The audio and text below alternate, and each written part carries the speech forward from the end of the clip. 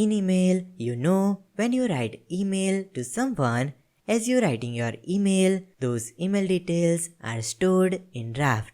Let's build something similar to that using React useEffectEvent hook. So watch this full tutorial till the end and you will learn useEffectEvent hook without getting confused. So what is useEffectEvent?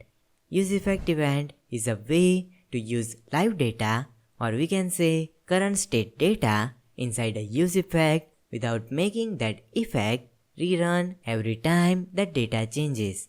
What do I mean by that? Let's understand this with our draft save example. So here we create a new component called effect-event-demo.jsx. First, we add RFC for functional component. Good. Now in this component, we want to get two text box, and for those values, we have to create state.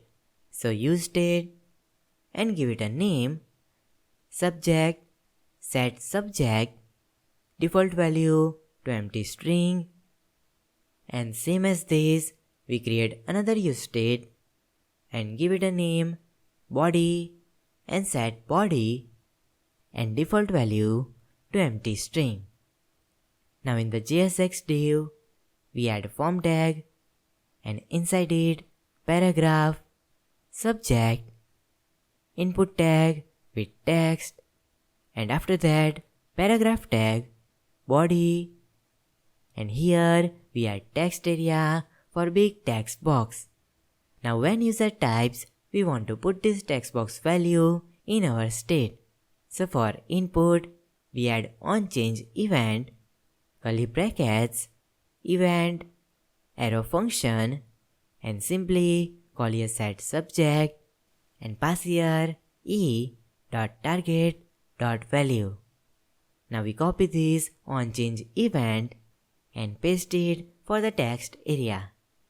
Just we have to change this set subject to set body. Great.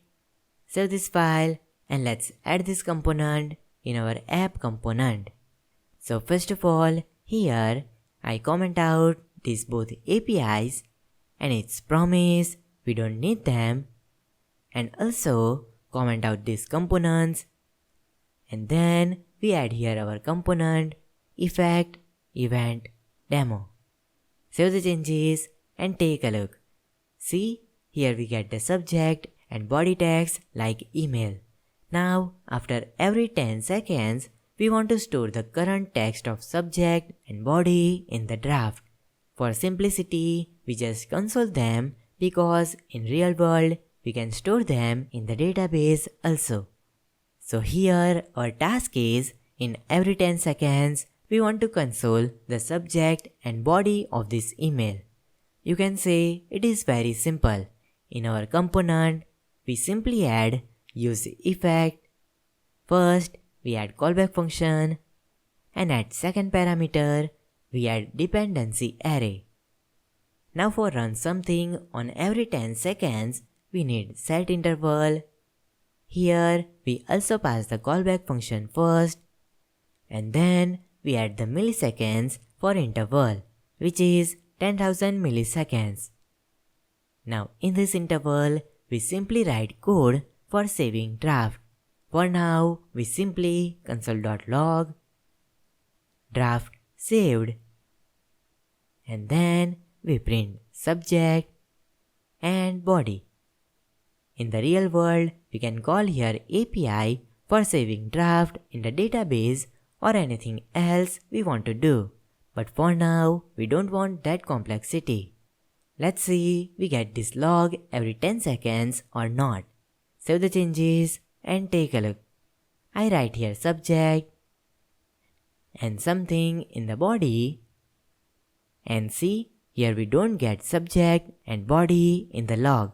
Now you might ask why we don't get the value of subject and body. They are state also. So it's because when our component runs, this useEffect runs for the first time. At that time, it captures the state of your variables right then and there. So as start, our subject state is empty and also our body state is empty. This empty value is what the interval remembers. Now because we pass dependency array as empty array, we are telling React only run this once and never update the value. And that's why we always get empty string as subject and body. Now you might say we can add subject and body state in the dependency array. Let's try that also. So we pass them in the dependency array, subject and body. And also, as a good practice, we have to always clear the interval in the useEffect. So we return arrow function, and here we use clear interval, and inside it we have to pass the interval. So we store this interval in the variable called timer and simply pass this timer in the clear interval method. Save the changes and take a look. Refresh the page and then write subject and write something in the body. Now as we can see, when we are typing, we are not getting the console. And if we stop for 10 seconds and after 10 seconds, we get the console. This is happening because whenever we type something, this subject or body state are changing. And when they are changing, this useEffect will run again and create a new interval and clear the old interval. That's why we are getting console after we stop writing subject and body. So that's what we want? No.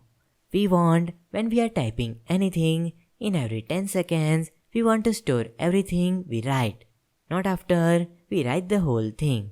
So we can't add subject and body in the dependency array because it will rerun the useEffect.